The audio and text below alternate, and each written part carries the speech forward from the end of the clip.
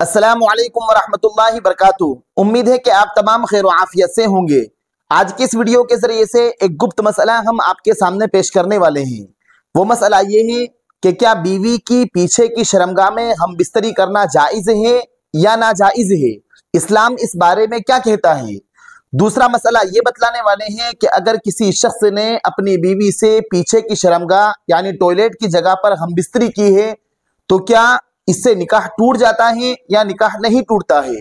और इस मसले पर वीडियो इसलिए बनाई जा रही है कि कई खवातीन, कई औरतें ये सवाल करती हैं कि हम अपने शोहर की बहुत फर्मा बरदार हैं, कई साल से हमने अपने शोहर की नाफरमानी नहीं की है, लेकिन अब हमारे शोहर ऐसी फरमाइश कर रहे हैं तो क्या हम ऐसा कर सकते हैं, इसलिए कि हमने सुना है कि इस तरीके से करना नाजायज और हराम है।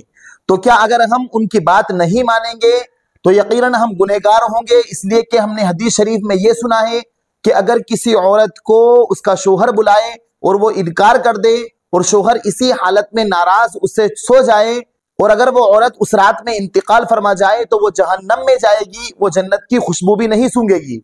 तो अगर हम शोहर की बात नहीं मानते हैं तो हम जहन्नम के मुस्तहिक हो जाएंगे, हम जन्नत में दाखिल नहीं होंगे, अल्लाह के गुनहगार होंगे और अल्लाह की हम पर लानत होगी। और अगर हम शोहर की बात मान लेते हैं कि वो हमसे पीछे हम बिस्तरी करने की कहते हैं तो अगर हम मान लेंगे तब भी तो हमारे लिए नाजायज और हराम होगा। तो अब हम दोनों तरफ फंसे हुए हैं, एक तरफ कुआं है, एक तरफ खाई है। तो अब हमें क्या करना चाहिए? क्या हमें शोहर की बात मान लेना चाहिए या शोहर की बात नहीं मानना चाहिए? तो इस बारे में कई बार खुद सवाल मेरे पास भी आए हैं और कई औरतों के ऐसे सवाल होते हैं। तो इंशाअल्लाह ताला जब आप इस वीडियो को देखेंगे तो आप तफसील से समझ जाएंगे कि ये मसला क्या है और अगर किसी ने इस तरीके से हम बिस्तरी की है तो क्या उसका निकाह टूट जाएगा या निकाह नहीं टूटेगा। देखिए, ये मसला अगरचे तहजीब के खिलाफ है, लेकिन शरीयत का कोई सा भी मसला, चाहे वो हम बिस्तरी के ताल्लुक से हो, चाहे वो लोगों के जहन में फिट ना होता हो, लेकिन शरीयत ने हुक्म दिया है कि हम इसकी वजाहत करें। तो देखिए, इस मसले को अच्छी तरीके से समझ जाइए कि बीवी की पीछे की शर्मगाह में यानी पाखाने की जगह में हम बिस्तर होना ये बिल्कुल नाजायज और हराम है। बल्कि हदीस शरीफ में यह आता है, अबू दाऊद शरीफ की रिवायत है, मलऊनुन मन अता इमराअतहु फी दुबुरिहा, कि अल्लाह ताला की लानत की गई है ऐसे शख्स पर जो अपनी बीवी की पीछे की शर्मगाह में हम बिस्तरी करता हो। तो लिहाजा इतना सख्त जुमला है हदीस शरीफ का, अल्लाह ताला की लानत है ऐसे शख्स पर जो अपनी बीवी से पीछे की शर्मगाह में हम बिस्तरी करता है। और दूसरी हदीस शरीफ में आता है कि कल क़यामत के दिन अल्लाह ताला ऐसे शख्स पर नजर रहमत नहीं फरमाएगा जो अपनी बीवी से पीछे की शर्मगाह में हम बिस्तरी करता हो। और बाज़ रिवायत में यह आता है कि जो शख्स नापाकी के अय्याम में हैज की हालत में अपनी बीवी से हम बिस्तर होता है या बीवी से पीछे की शर्मगाह में हम बिस्तर होता है तो ऐसा शख्स शरीयत मुहम्मदी को ठुकराने वाला है, वो शख्स ईमान से खारिज हो जाता है। तो बहुत सख्त वईदें आई है हदीस शरीफ में, इसलिए इस बात को अच्छी तरीके से याद रखें, चाहे मर्द इस क्लिप को सुन रहे हों या चाहे औरतें इस वीडियो को सुन रही हों, कि बीवी की पीछे की शर्मगाह में हम बिस्तरी करना, हम बिस्तर होना ये बिल्कुल नाजायज और हराम है।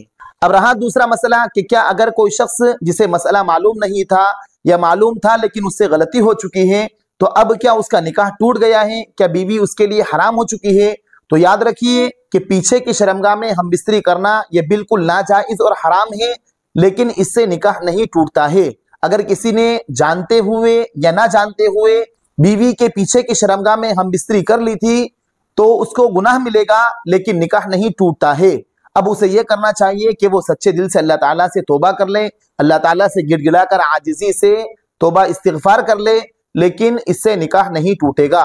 और रही बात उन औरतों की जो ये बार बार सवाल करती है कि क्या हमें अपने शोहर की इताअत करना चाहिए, हदीस शरीफ में शोहर की इताअत करने को कहा गया है, तो इस बात को अच्छी तरीके से याद रख लें कि शोहर की इताअत जायज कामों में की जाती है।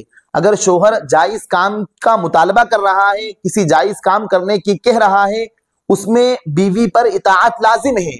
और जो हदीस शरीफ बतलाई जाती है कि अल्लाह के नबी सल्लल्लाहु अलैहि वसल्लम की हदीस है कि शोहर अगर बुलाए और बीवी ना आए या शोहर इनकार कर दे और शोहर इस हाल में उससे नाराज हो और इस हाल में बीवी इंतकाल फरमा जाए तो वो जहन्नम में जाएगी, वो जायज कामों के बारे में कहा गया है। इसलिए कि दूसरी हदीस में साफ अल्फाज में ये बतलाया गया है कि ला ताअत लि मखलूकिन फी मासियतिल खालिक, कि मखलूक की इताअत नहीं है खालिक की नाफरमानी में, यानी मखलूक का कहना नहीं मानना है, किसी भी इंसान का कहना नहीं मानना है अल्लाह को नाराज करके या अल्लाह ताला के नाफरमानी करके।